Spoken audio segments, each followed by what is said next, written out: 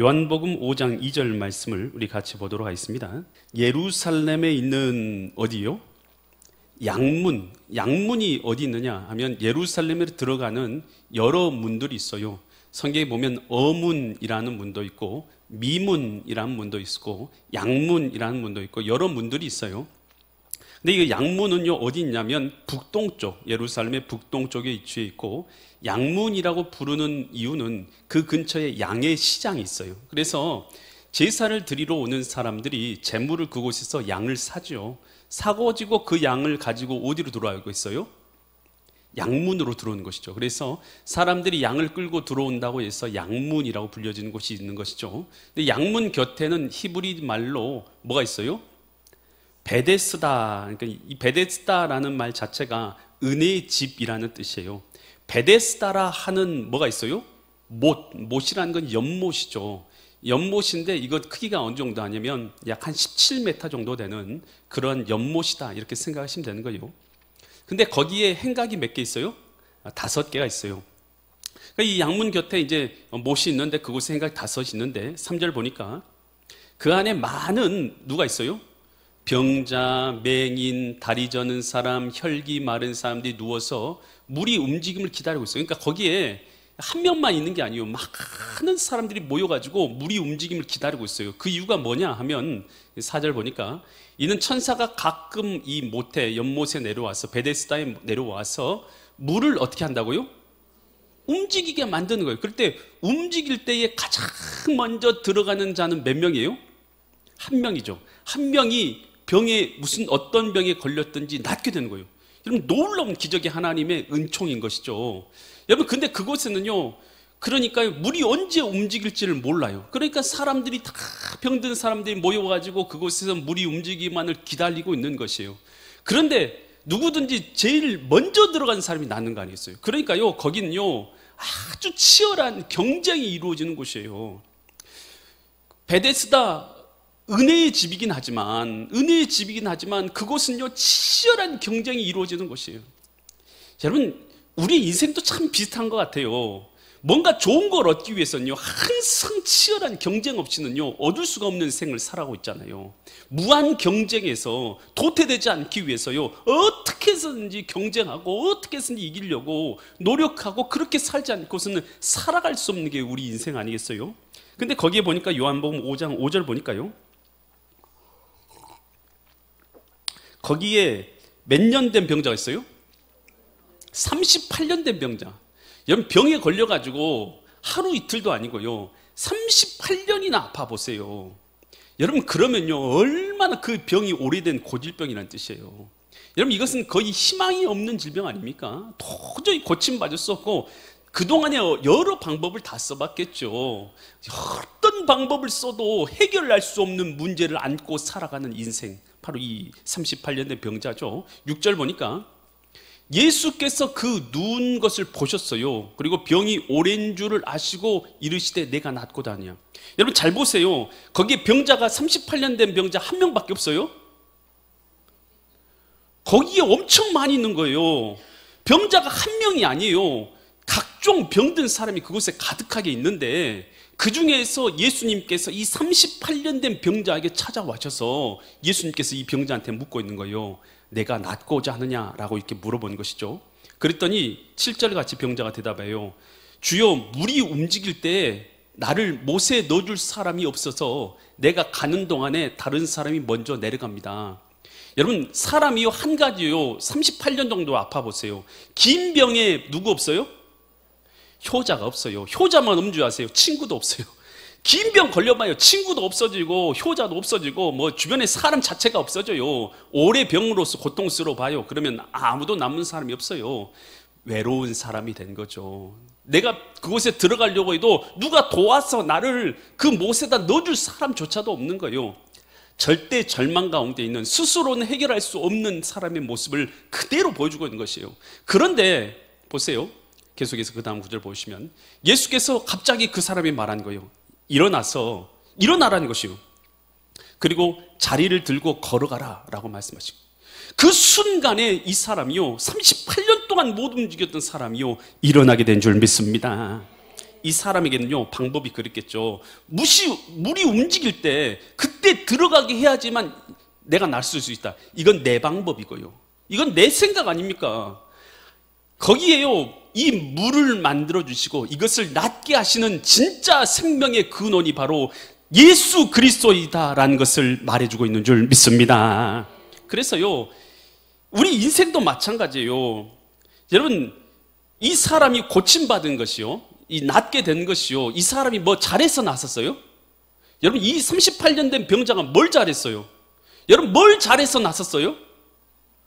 예? 예, 사실은요 예수님이 이 사람을 찾아와 주신 거예요. 찾아와 줘가지고 은혜를 일방적으로 베풀어 주신 것입니다. 여러분 저와 여러분이 구원 어떻게 받은 것 같아요? 여러분이 어떻게 구원받은 것 같습니까? 여러분 좀 뭐 잘해서 구원받은 것 같아요? 여러분 우리는 가만 놔뒀으면 다 지옥이에요. 갈 사람들이었어요.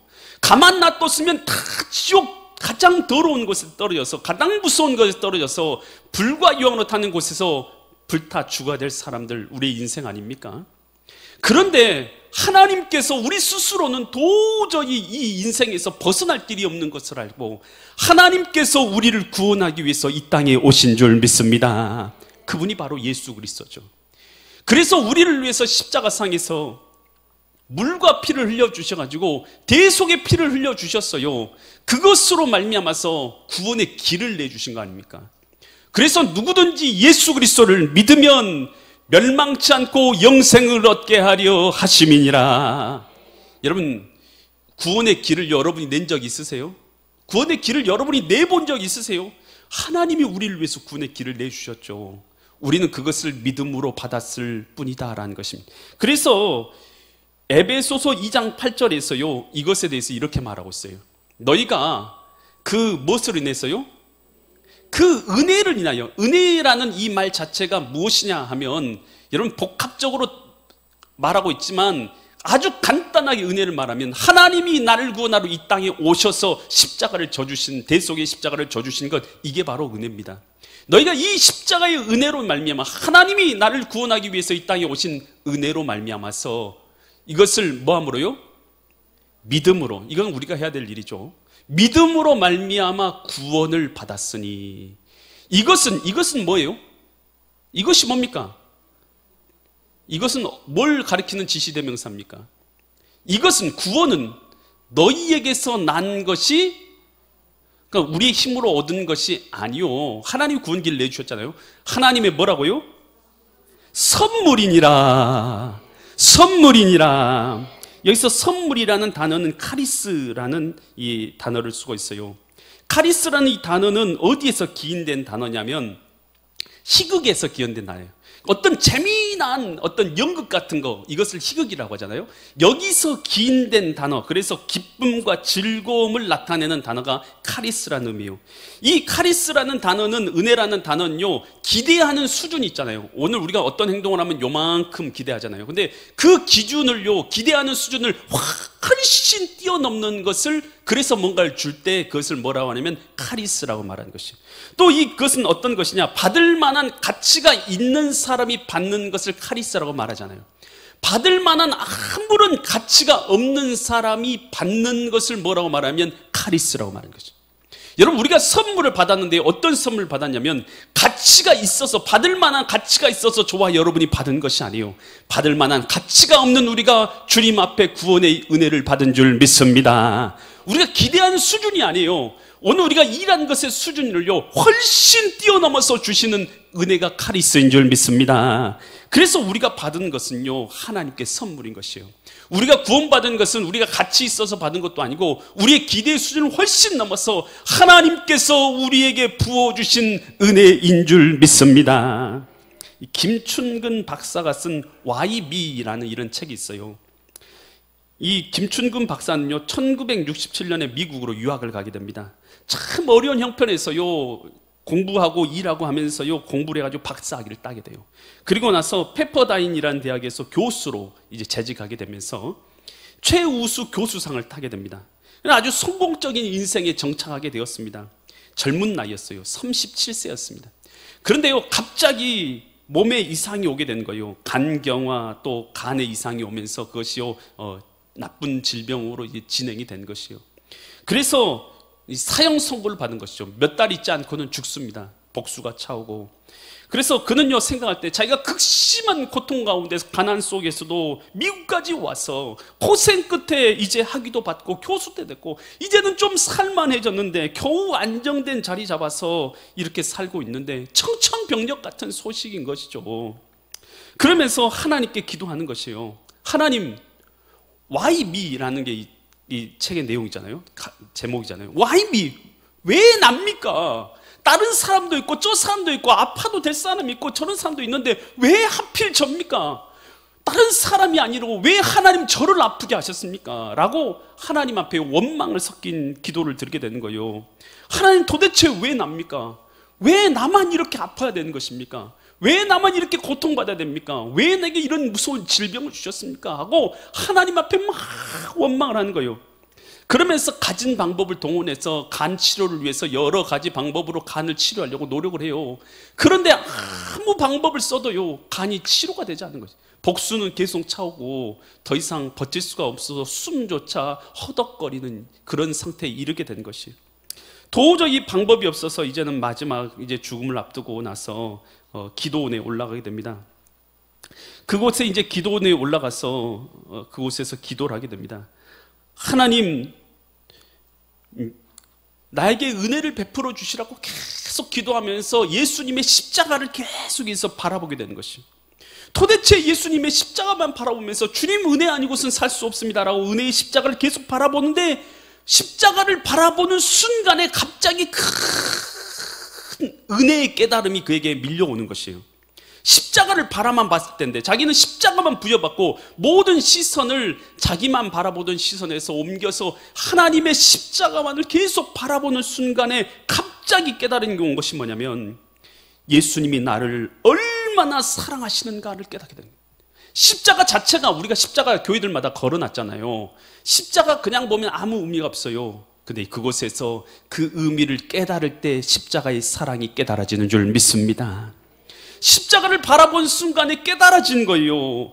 예수님께서 나를 얼마나 사랑하셨는가. 그래서 나를 위해서 십자가에서 물과 피를 쏟으실 만큼 나에게 얼마나 큰 사랑을 베푸시고 나를 사랑했는가가 갑자기 깨달아지는 것이에요. 그러니까 왜 납니까? 왜 내게 질병 주셨어요? 왜 내 삶을 이렇게 망가뜨려 놓으셨어요? 왜 내가 이렇게 고통받아야 됩니까? 라고 원망하던 그 마음에서요 원망의 마음이 툭 떨어져 나가요. 원망의 마음이요 툭 떨어져 나가다는 거예요. 그래서 그분 말로요 원망의 마음이 툭 떨어져 나가더니만 Why me? 똑같은 Why me인데 왜 나를 이처럼 사랑하시는 겁니까? 십자가상에서 나를 위해서 물과 피를 쏟으실 만큼 도대체 왜 나를 사랑하십니까? 내가 무엇이기에, 내가 어떤 것이 있기에 왜 나를 이처럼 사랑하십니까? 라고 원망해서요 십자가의 은혜를 깨닫는 순간 감사로 바뀐 줄 믿으시기 바랍니다. 여러분 우리 신앙생활도 이게 있어야 돼요. 날마다 왜 납니까? 왜 나는 이렇게 직장이 안 됩니까? 왜 나는 사업이 안 됩니까? 왜 나는 건강에 문제가 있습니까? 왜 나는 이렇게 버림받았습니까? 나는 왜 어려움이 겪습니까? 하나님 앞에 늘 원망불평하잖아요. 그런데 주님의 십자가를 바라보시고 그 십자가에서 하시는 당신의 음성을 들어야 돼요. 내가 너를 이만큼 사랑한다. 예수님께서 십자가를 지시고 그 달리신 예수님께서 나를 바라보시고 있는 그 눈동자를 한번 생각해 보세요. 그리고 그 눈동자에 내 눈동자를 한번 마주쳐 보시기 바랍니다. 그러면요 그 뜨거운 사랑이 우리 마음 가운데서 깨달아지게 될 줄 믿습니다. 답답한 일을 만날 때도 참 많아요. 우리가 인생 그렇잖아요. 누구든지 답답하죠. 그럴 때요 예수님의 십자가를 바라보고 십자가에 달리신 예수님을 바라보면요 원망할 수가 없더라고요. 주님 그래도 감사합니다. 감사합니다 말고는 다른 말을 할 수가 없더라는 것이에요. 여러분 우리가 그 은혜를 누려야 될 줄 믿습니다. 그랬더니 그 김충근 박사가요 그 사랑으로 감사합니다 감사합니다 감사합니다 감사합니다 하는데 자기도 모르게요 계속해서 올라가서 감사합니다만 하고 은혜를 누리고 있었는데 어느 순간 복수가 찼던 배가 꺼지더랍니다. 그리고 나서 회복되더라는 것입니다. 그래서 주님 앞에 간증하는 믿음의 사람으로 바뀌어서 영혼 구원의 사명을 감당하는 사람으로 삶을 살아가게 되었다라는 것이에요. 여러분 20세기에 인도의 유명한 전도자 선다싱이라는 사람이 있어요.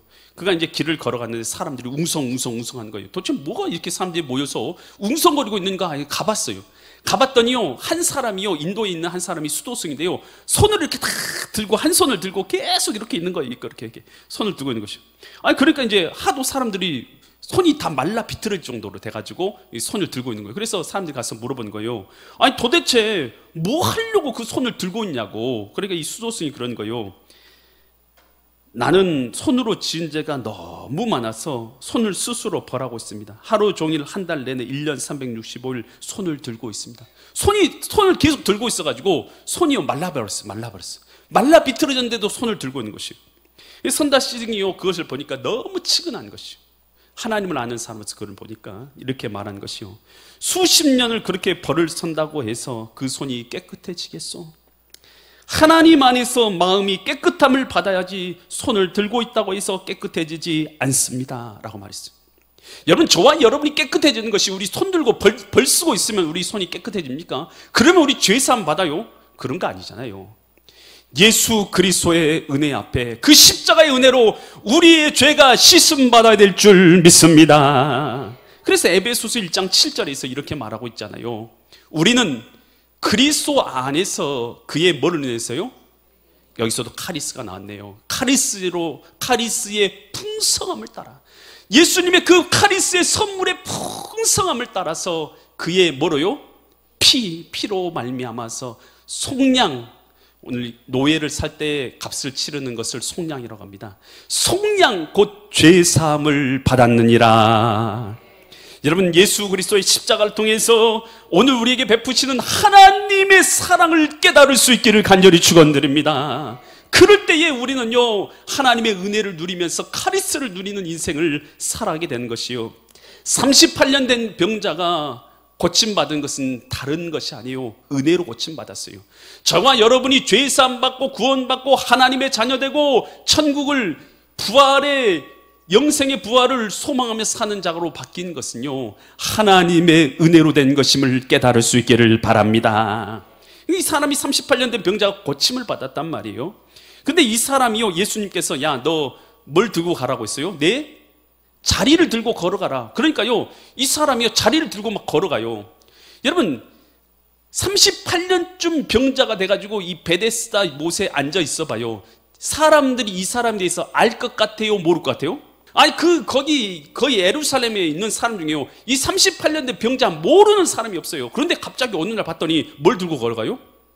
자기가 앉아 있었던 자리를 들고 걸어가는 것이에요. 사람들이 깜짝 놀란 거예요. 야, 도대체 저 무슨 일이냐 막 웅성하면서, 야, 너 뭔 일이냐. 그런데 그날이 무슨 날이면 안식일이었던 거예요. 안식일은 뭐 들고 다니면 돼야 안 돼요? 돼요. 그런데 그때는 안 된다고 그렇게 사람들이 그렇게 생각을 했어요. 그래서 야, 너희 그 안식일인데 너 물건 들고 다니면 돼, 안 돼? 너 왜 들고 다녀? 그러니까 그 사람이 그렇게 말한 거예요. 나를 고쳐주신 분이 이거 들고 걸어가라고 했다. 그래서 나 들고 걸어간다. 아무도 그에 대해서 할 말이 없어요. 그 사람이 누구냐? 그때는 그분이 누군지도, 고쳐주신 분이 누군지도 몰랐어요. 나중에 예수님을 만나죠. 예수님 만나서 뭐라고 말씀하십니까? 예수님 요한복음 5장 14절에서 이렇게 말씀하시요. 그 후에 예수께서 성전에서 그 사람을 다시 만나요. 그리고 나서 이렇게 말해요. 보라, 내가 뭐 있어요? 나았으니까 더 심한 것이 생기지 않게 다시는 뭐 범하지 말라고요? 죄를 범하지 말라는 거예요. 너 고침받았지? 너 하나님 안에서 죄사함 받았지? 너 하나님 앞에서 새로운 신분 얻은 하나님 백성 되었지? 너 예수님 안에서 이제 믿음의 사람 되었지? 그러면 다시는 예수님 떠나서 믿음 없는 삶의 길로 다시는 나가지 말라는 거예요. 다시 나가면 어떤 일이 생긴 것이요? 더 심한 것이 너한테 임하게 될 것이다. 여러분, 우리가 죄사함을 예수님의 이름으로 죄사함 받았잖아요.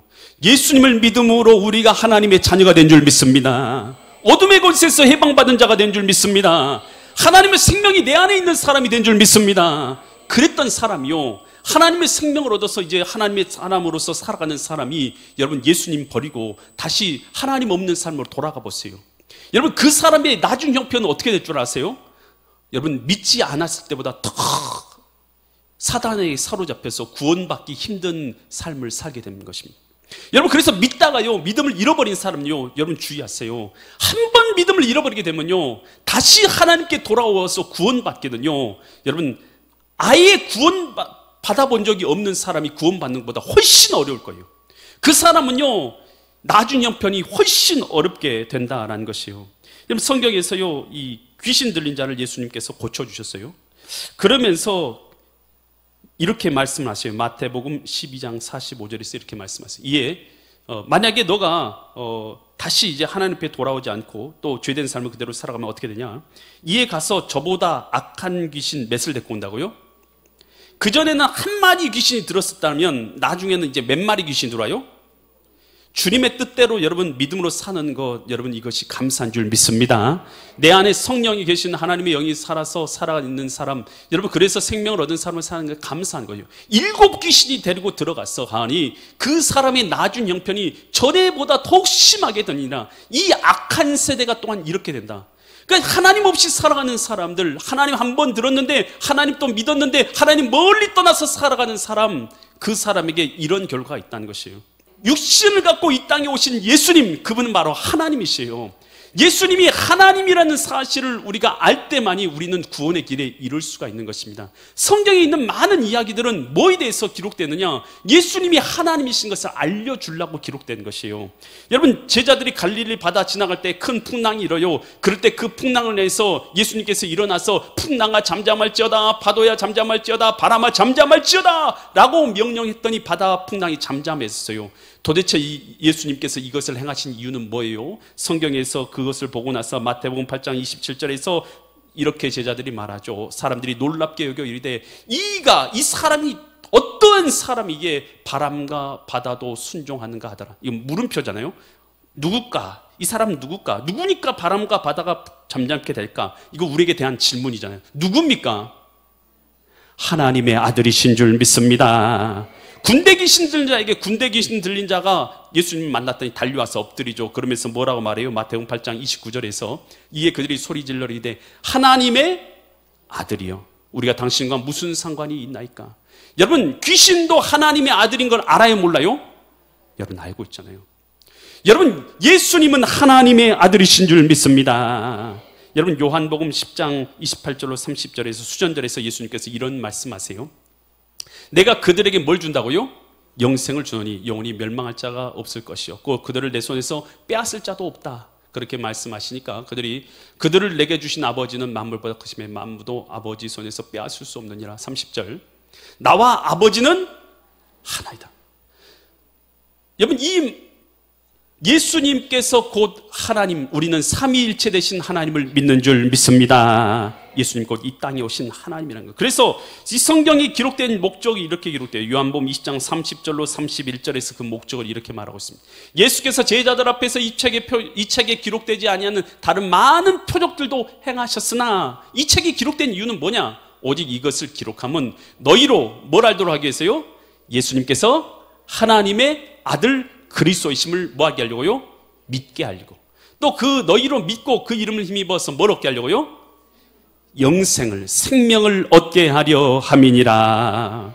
여러분, 38년 된 병자가 고침받은 것을 통해서요, 하나님께서는 오직 은혜로만 오늘 우리가 구원을 얻을 수 있는 것을 우리에게 말씀해 주세요. 38년 된 병자에게서요, 나의 모습을 발견해야 돼요. 오직 하나님의 은혜로 구원받은 나를 발견하고 이제는 다시는 가서 죄를 범하지 말라는 당신의 음성이 우리 귀에 들려오셔서 또 똑같이 죄를 범하는 인생이 아니라 이제 생명의 구주 되신 하나님, 여러분 예수 그리스도께서 하나님의 아들이신 걸 믿습니까? 그분이 나를 위해서 십자가 지신 것이 사실인 걸 믿습니까? 정말로 이게 사실인 걸 믿는다면 주님을 위해서 살아가는 모든 삶이 하나도 헛되지 않은 것을 믿을 수 있기를 바랍니다. 그래서 그 믿음대로 승리의 삶을 살아가시는 믿음의 거룩한 성도님들 되시기를 예수 그리스도의 이름 받들어 간절히 축원드립니다.